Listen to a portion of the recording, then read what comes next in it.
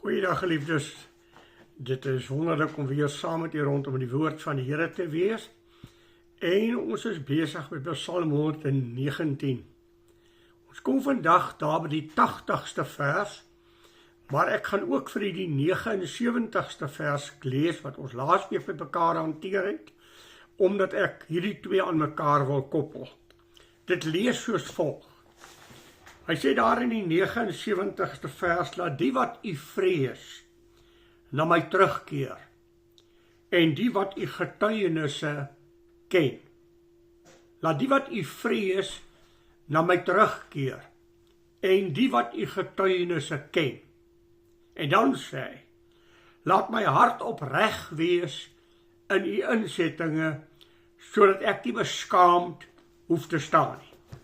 Nou hier is 'n geweldige woord, nadat hy vir die Here gebid het, om die godsvreesende mense na hom toe te stuur, en die mense wat die woord van God respekteer, en die woord van God ken, om vir hom te kom bemoedig, om vir hom te kom opbou, om vir hom te kom stig, want hy is alleen, hy is afgesny, en ons weet nie wat die omstandighede was nie, maar soos ek vir u gesê, dit kan wees rondom Saul wat hom vervolg, en ook rondom Absalom, waar die hele volk hulle rug op hom gedraai het, en hy as vyand beskou is, en hulle sy lewe gesoek het. Nou kom hy en vra hy vir die Here, hy het gevra dat God vreesende manne na hom toe sal kom, en manne wat God se woord sal ken. Maar nou vra hy vir die Here dat hy dieselfde ook in sy lewe sal hê. Laat my hart opreg wees met u. En dan sê hy ook hierdie woorde, sodat ek nie beskaamd staan nie, dat ek opreg sal wees in die insettinge van die Here. Sien julle, dit is geweldige woorde, dit maak my bewus daarvan om te sê, dat as ek God wil dien, dan moet ek doen wat sy woord sê. Daarom sê hy, laat my hart opreg wees in u insettinge. Laat ek tog opreg die woord van die Here hoor, dat ek opreg die Here se woord doen, want is alleen in die doen, in die gehoorsaamheid aan God se woord, wat ek enigstens opreg voor God bevind kan word. Ek kan net opreg wees as ek binne die wil van God wandel. Daarom as 'n mens kyk na opregtheid, dan is dit 'n geweldige groot woord. Kom ek sê vir u, dit impliseer 'n paar dinge in 'n mens se lewe. Dit impliseer dat daar geen valsheid in jou lewe is nie. Dit impliseer dat jy geen bedrog in jou lewe het nie. Dat jy geen gemeenskap met leuns het nie. Dat jy wegvlug van onreg en daar geen onreg in jou lewe gevind word nie. Ook dat jy nie voorgee wat jy is. En dan ook daardie baie streng woord, dat jy nie skyn heilig sal wees nie, maar dat jy opreg met God sal wees. En dan ook 'n baie ander woord wat daarby pas is, dat ek ook nie sal voorgee wat ek nie in my lewe is nie. U woord moet my opreg verklaar, deur die Heilige Gees wat met my praat. En geliefdes, dis geweldige woorde. Waarheid ken nie leuen nie. 1 Johannes 2:21 sê, daar is geen leuen in die waarheid nie. Daarom as daar enige vorm van leuen in my lewe is, dan wandel ek nie in waarheid nie. Verstaan eers die psalmis, dan sê Psalm 19, vers 15. Laat die woorde van my mond en die oordenking van my hart, o Here, u wel behaaglik wees. Dit wat ek sê, dit wat ek dink, en dit wat ek doen, dat dit God wel behaaglik sal wees. Daar is geen leuen in die waarheid nie. As 'n kind van die Here moet ek deursigtig wees, dat ook mense wat my beleef, sal kan getuig daarvan dat ek met God 'n verhouding het, en dat ek lewe volgens God se woord. Ek wil nie net ontvang nie, Here, ek wil ook wees. Ek wil vir u wees 'n opregte mens, Ek wil 'n mens wees wat God vrees. Ek wil 'n mens wees wat volgens die insettinge van God wandel. Psalm 15 vers 2 het 'n besondere mooi woord daaroor as hy sê, hy wat opreg wandel. Kom ek lees vir die eerste vers. Wie mag vertoef in die tent van die Here?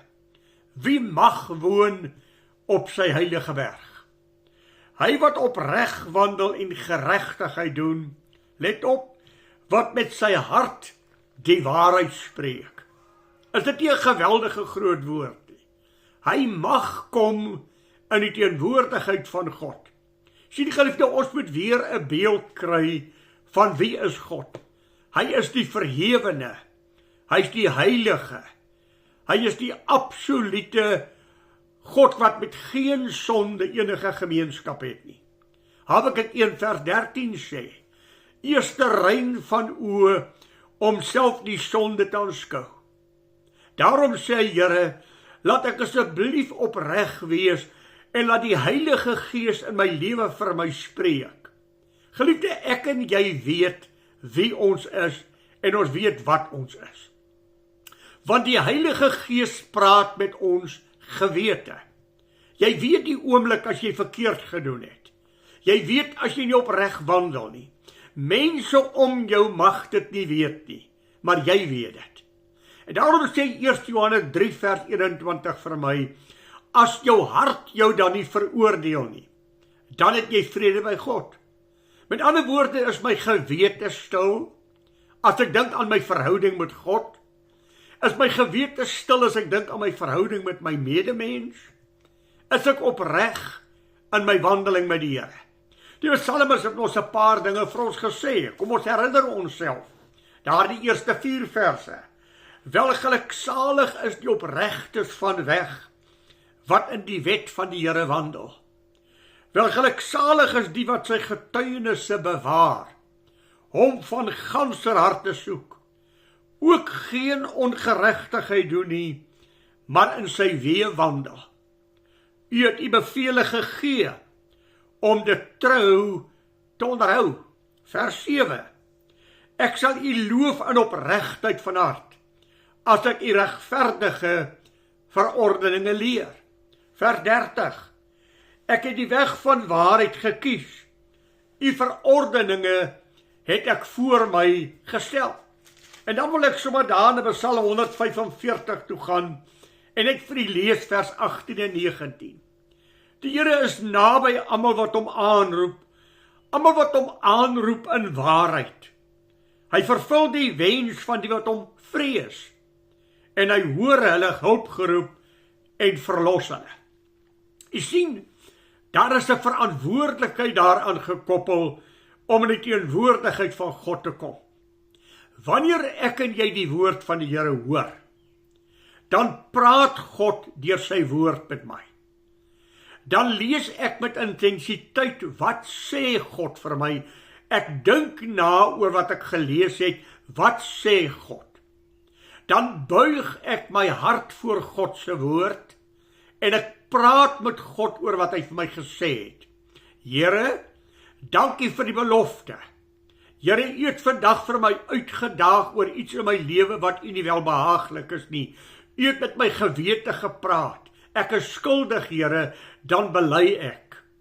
En wanneer ek dan nou gelees het wat God se woord sê, dan is daar 'n vaste voorneme en 'n vaste beginsel in my lewe wat ek vestig, dat ek my lewe daaraan onderworpe gaan maak om te doen wat God sê. Ek wil vir Jakobus 1 lees, dan hoor u wat sê hy oor die hoor van God se woord. Want as iemand 'n hoorder van die woord is, en nie 'n dader nie, die is soos 'n man wat sy natuurlike sig in 'n spieël sien. Hy sien homself, gaan weg, en vergeet dadelik hoe hy gelyk het. Maar hy wat diep insien in die volmaakte wet van die vryheid, en daarby bly, hy sal, omdat hy nie 'n vergeetagtige dader van die woord is nie,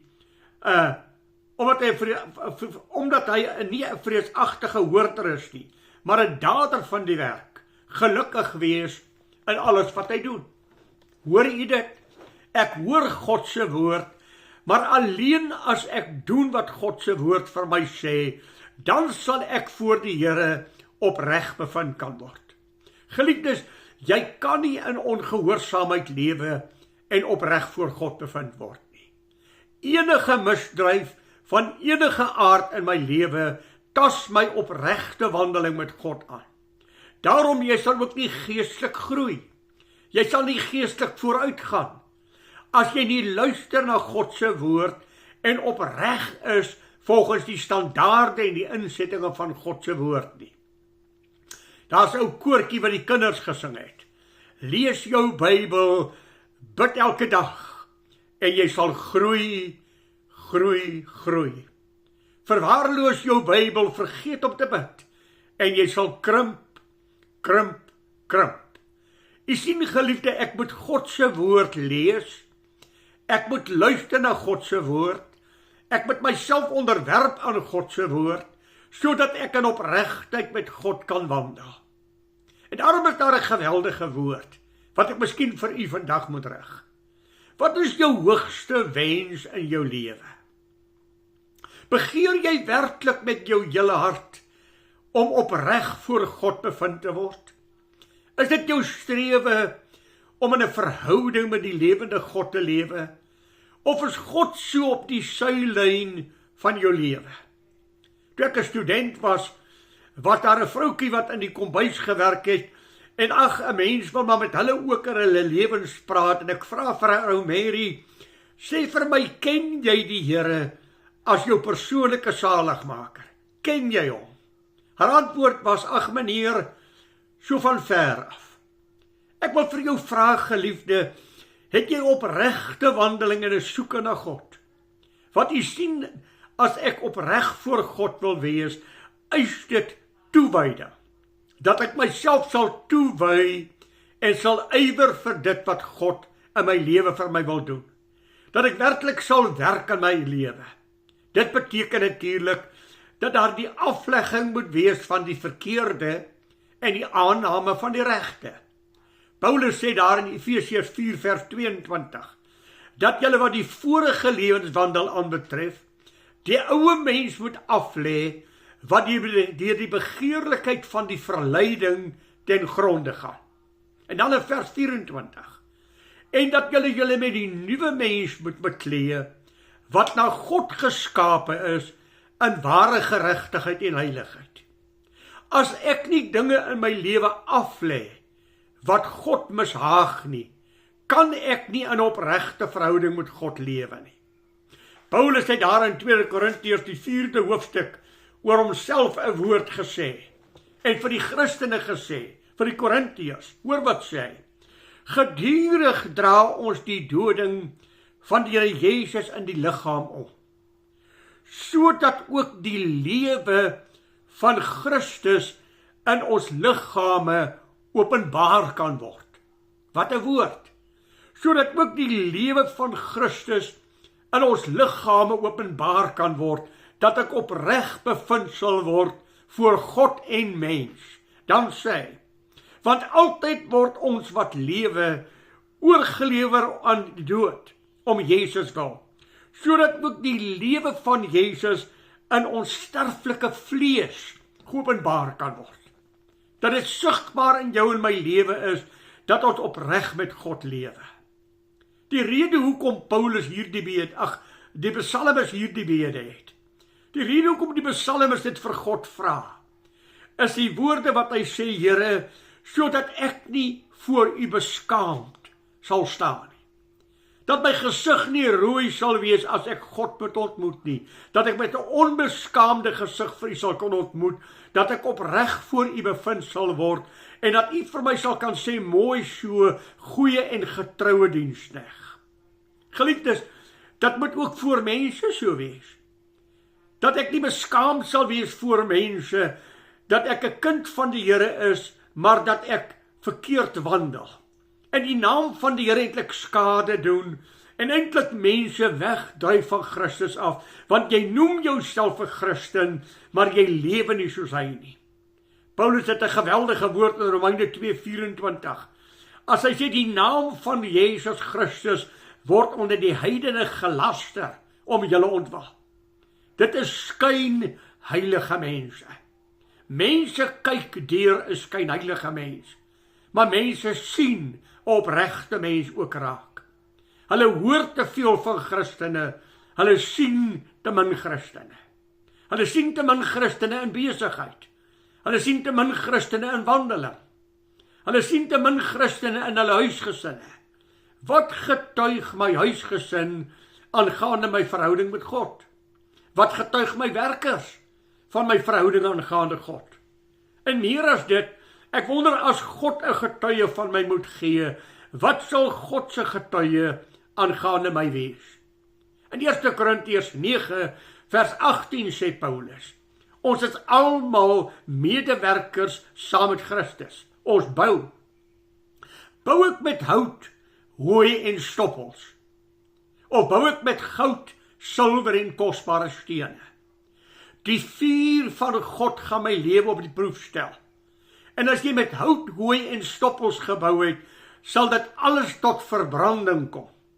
Maar as jy met goud, silwer en kosbare stene gebou het, sal daar geen skade gebring word nie. Jy sien die geliefde, ek moet myself vra, waarmee is ek besig? Is ek besig om te ywer om met God in 'n verhouding te lewe? Daar's so 'n mooi getuienis van Paulus in Romeine 9 vers 1. As hy sê, my gewete getuig saam met my in die Heilige Gees, dat ek die waarheid praat. My gewete getuig saam met my in die Heilige Gees. As hy in 2 Tessalonisense 1 vers 10 sê, julle is my getuies en God, hoe heilig en onberispelik en opreg ons gedra het. Kan ek dit weer sê?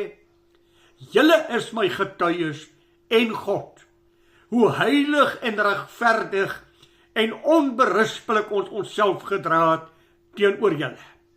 Ons het 'n roeping. En die geweldige daarvan is, ek en jy kan so lewe leef.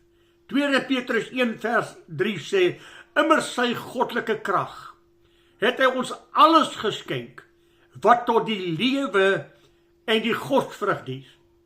Deur die kennis van hom, wat ons geroep het deur sy heerlikheid en deug, waardeur hy ons die grootste en die kosbaarste beloftes gegee het, dat ons daardeur deelgenote kan word van die goddelike natuur, nadat ons die verdorwenheid ontvlug het, wat deur die begeerlikhede in die wêreld is. En juist daarom moet julle met aanwending van alle ywer, by julle geloof voeg die deug, en by die deug die kennis, en by die kennis die selfbeheersing, en by die selfbeheersing die lankmoedigheid, die lydsaamheid. Jy sien geliefde, daar moet 'n ywer in my lewe wees om met God reg te lewe. Daarom gebruik die psalmis die woord, laat ek asseblief opreg voor u bevind sal word. Hebreërs 12 vers 14 sê, jaag die heiligmaking na, waarsonder niemand God sal sien nie. Onthou u nog, Psalm 42 vers 2 en 3, soos 'n hert wat smag na waterstrome, so smag my siel na u, God, my siel dors na die lewende God. Daarom vra ek vir u, en ek vra dit vir myself ook, Here, soek ek u werklik met my hele hart en met my hele wese? Is daar by my 'n ingesteldheid om God te behaag? Daar in Filippense 3 het Paulus gepraat oor volmaaktheid. Hoor wat sê hy? Nie dat ek die volmaaktheid al verkry het nie, maar ek jaag daarna asof ek dit kan gryp, omdat ek ook deur Christus Jesus gegryp is. Vers 14.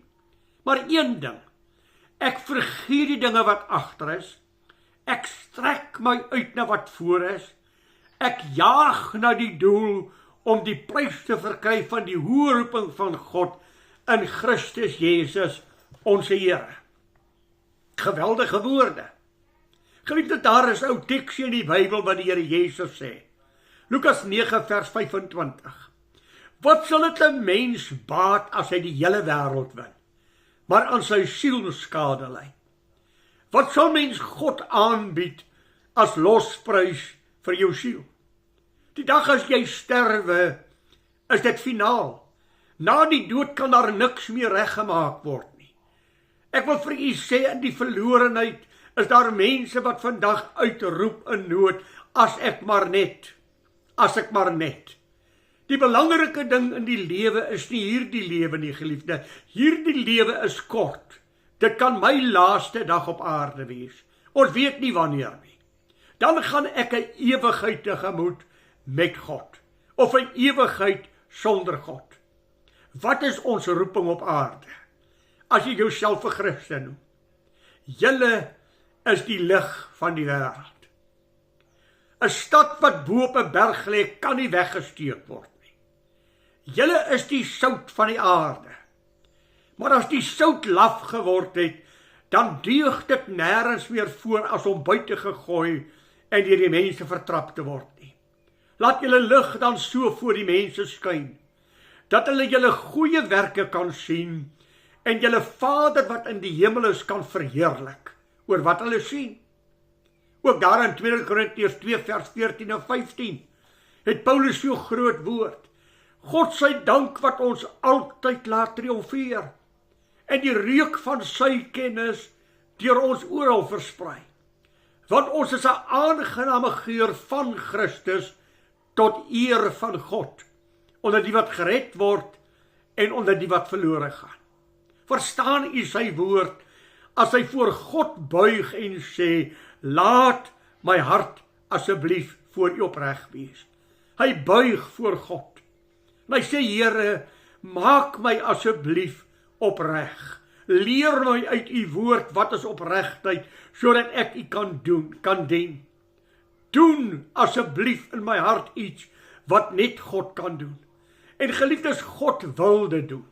Jesaja 30 vers 18 sê, met ongeduld wag God daarop om ons genadig te wees. Met ongeduld. God wil vir jou en my seën. Hy wil sy rykdom aan ons meedeel. Hy wil ons lig van die wêreld maak. Hy wil ons getuies maak van homself. Dat ons opreg in hierdie lewe sal lewe en dat die wêreld weer Christene sal sien. Dit is vir my geweldig as ek daaroor dink, dat in die huis van die Here, in die kerk van die Here, moet daar so 'n beeld wees soos wat ons bely, gemeenskap van die Heilige Gees. Jy sal net opreg wees as jy die gebooie van God ken en as jy die gebooie van God bewaar. Hoor hoe nooi hy vir jou en my uit. Hy nooi ons uit, almal wat soek, sal vind. En vir hom wat klop, sal oopgemaak word. En hy wat bid, sal kry.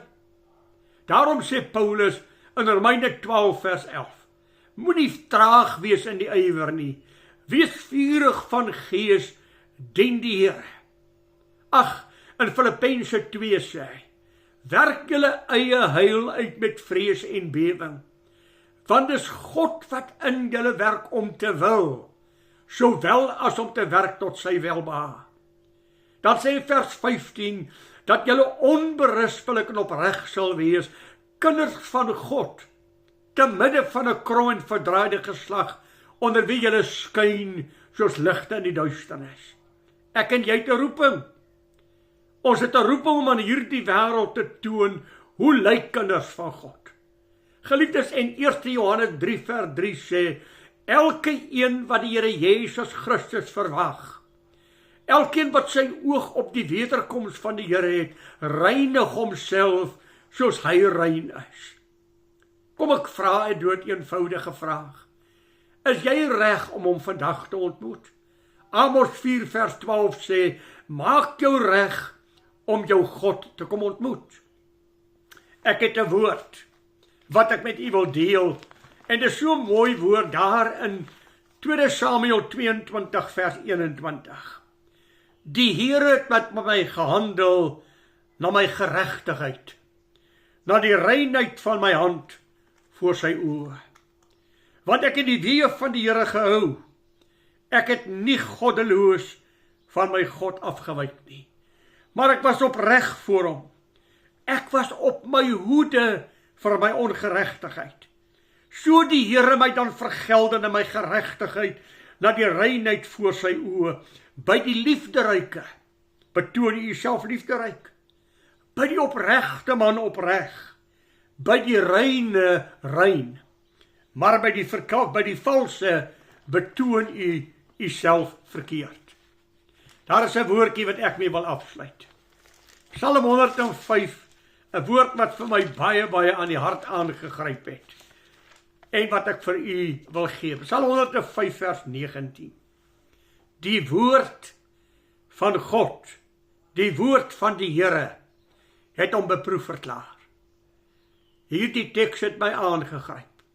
Here, getuig u woord, dat ek opreg met u wandel. Getuig die Heilige Gees, dat ek opreg met u wandel. Kan mense maar my ken soos God my ken? Is ek deursigtig, dat dit wat ek is ek. Ek is nie iets voor jou, wat ek nie agter jou rug is nie. Ken my, en soos jy my ken, so is ek. Daar is nie 'n ander sy aan my nie.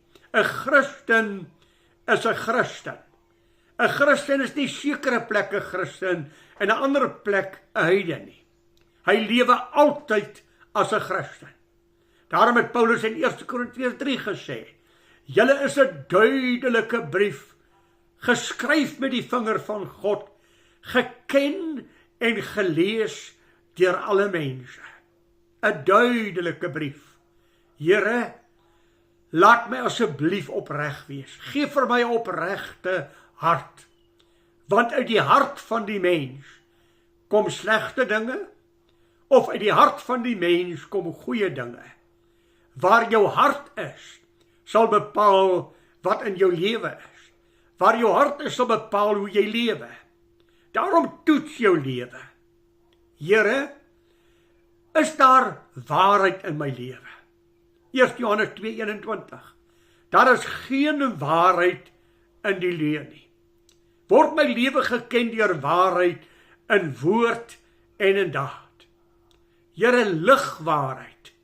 Nie verduisterde waarheid nie, geen skadikolle nie, maar ek lewe eerlik en opreg met my God.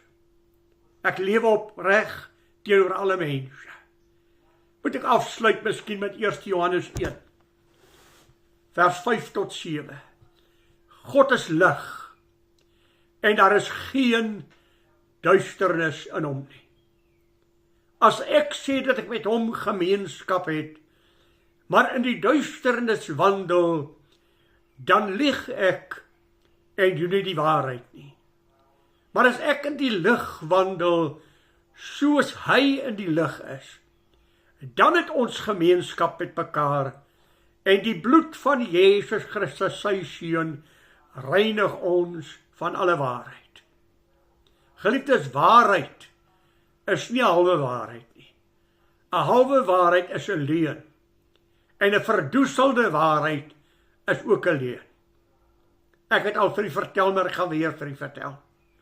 Die vrou kom daar van die Karoo af, depressiejare, toe daar 'n verbod was dat jy geen vleis mag vervoer nie, en sy het 'n skaapboude onder die sitplek van haar karretjie ingeskuif. Haar seun ry saam met haar, en hy het gewonder wat gaan gebeur as die verkeer sou oor julle eers langs die pad hulle sal aftrek.